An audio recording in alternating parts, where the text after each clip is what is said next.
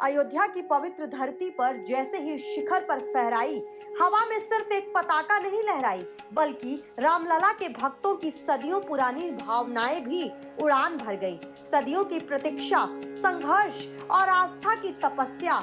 आज जब अयोध्या में धर्म ध्वजा उठी तो उसके हर फड़फड़ाते स्पंदन में मानो करोड़ों लोगों की आंखों की नमी और दिल का उत्साह एक साथ समा गया। आज की ध्वजा ने कह दिया कि धर्म जीवित है, सांस लेता है और अयोध्या की इस धरती पर सदियों बाद फिर से अपना तेज पुनः स्थापित कर चुका है। अयोध्या स्थित राम मंदिर एक बार फिर से ऐतिहासिक कार्य का गवाह बन गया है। प्रधानमंत्री नरेंद्र मोदी ने मंदिर के गर्भगृह के ऊपर भगवा धर्म ध्वज फहरा दिया है। ये विशाल ध्वज मंदिर का निर्माण कार्य पूरा होने का संदेश है। आइए इस ध्वज की प्रमुख खासियतों के बारे में आपको बताते हैं। 500 वर्षों का इंतजार खत्म हो गया है। अयोध्या में बने भव्य श्री राम जन्मभूमि मंदिर के शिखर पर भगवा लहरा गया है। पीएम मोदी ने शुभ मुहूर्त में 22 फीट लंबे, 11 फीट चौड़े और लगभग 3 किलो वजनी धर्म ध्वजारोहण किया। कार्यक्रम में यूपी के सीएम योगी आदित्यनाथ, आरएसएस प्रमुख मोहन भागवत, राज्यपाल आनंदीबेन पटेल सहित देश भर से आए करीब 7,000 मेहमान इस ऐतिहासिक पल के गवाह बने। ध्वजारोहण से पूर्व पीएम मोदी ने सप्त मंदिर में सप्त ऋषियों के दर्शन और भगवान राम की आरती की। इस दौरान पीएम ने कहा कि ये धर्म ध्वजा केवल एक ध्वजा नहीं, ये भारतीय सभ्यता के पुनर्जागरण का ध्वज है। इसका भगवा रंग, इस पर रची सूर्यवंश की ख्याति, वर्णित ओम शब्द और वृक्ष राम राज्य की कृति को प्रतिरूपित करता है। ये ध्वज संकल्प है, ये ध्वज सफलता है, ये ध्वज संघर्ष से सृजन की गाथा है। ये ध्वज संतों की साधना और समाज की सहभागिता की सार्थक परिणति है। मंदिर पर ध्वज फहराने का आध्यात्मिक महत्व है। इसका भगवा रंग, इस पर रचित सूर्य वंश की ख्याति, वर्णित ओम शब्द और अंकित कोविदार वृक्ष राम राज्य की कीर्ति को प्रतिरूपित करता है। ये ध्वज संकल्प है, ये ध्वज सफलता है, ये ध्वज सृजन की गाथा है, ये ध्वज सदियों से चले आ रहे स्वप्नों का साकार स्वरूप है। मंदिर पर ध्वज फहराने का आध्यात्मिक महत्व। सनातन परंपराओं के अनुसार मंदिर के शिखर पर ध्वज फहराना सनातन धर्म के पवित्र कार्यों में से एक है।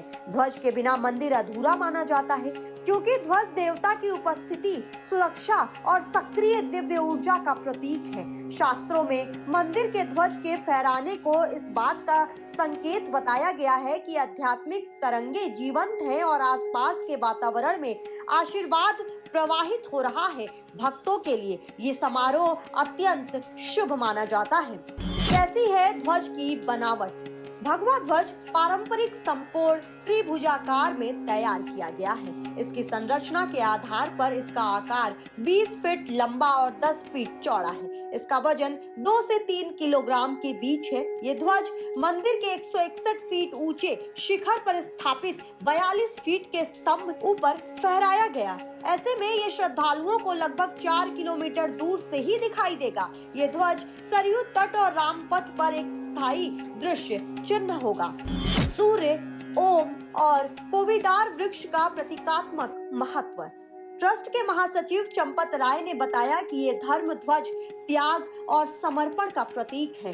ये पवित्र ध्वजा गरिमा, एकता और सांस्कृतिक निरंतरता का संदेश देती है। इसे राम राज्य के आदर्शों का प्रतीक माना जाता है। सूर्य, ध्वज पर उकेरा गया दीप्तिमान सूर्य भगवान राम के तेज और वीरता का प्रतीक माना जाता है। ये चमकता हुआ सूरज भगवान राम की काबिलियत और बहादुरी का प्रतीक है।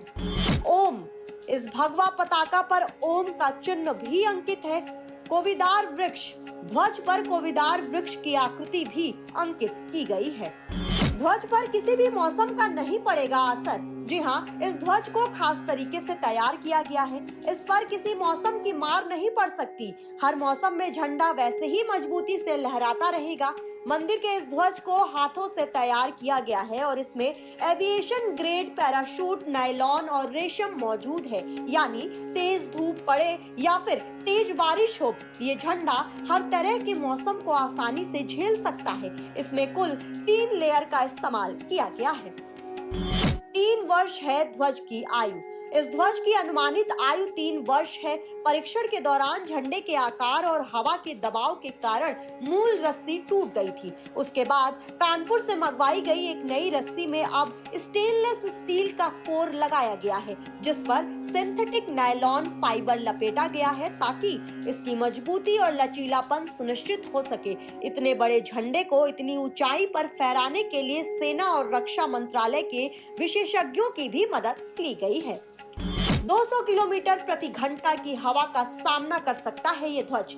जी हाँ, इंजीनियरों का कहना है कि पैराशूट ग्रेड कपड़ा 200 किलोमीटर प्रति घंटा की रफ्तार वाली तेज हवा का सामना कर सकता है। इसके मजबूत पैनल हवा के दबाव को समान रूप से वितरित करते हैं, जिससे ये फटता नहीं है। यूवी सुरक्षा केसरिया रंग को फीका पड़ने से बचाती है, जबकि जल और आर्द्रता रोधी परतें ध्वज को अयोध्या की मानसूनी बारिश और सर्दियों के कोहरे दोनों में टिकने में मदद करती है। तनाव बिंदु सिलाई फटने के जोखिम को कम भी करती है। 360 डिग्री लहराएगा ध्वज।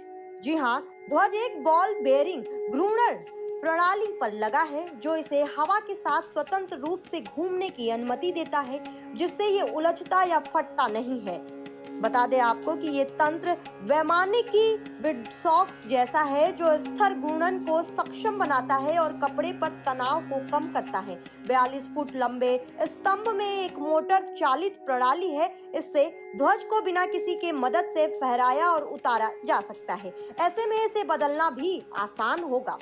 अयोध्या की हवा आज सिर्फ ध्वजा नहीं बल्कि पूरी आस्था को अपने संग लेकर उड़ी है।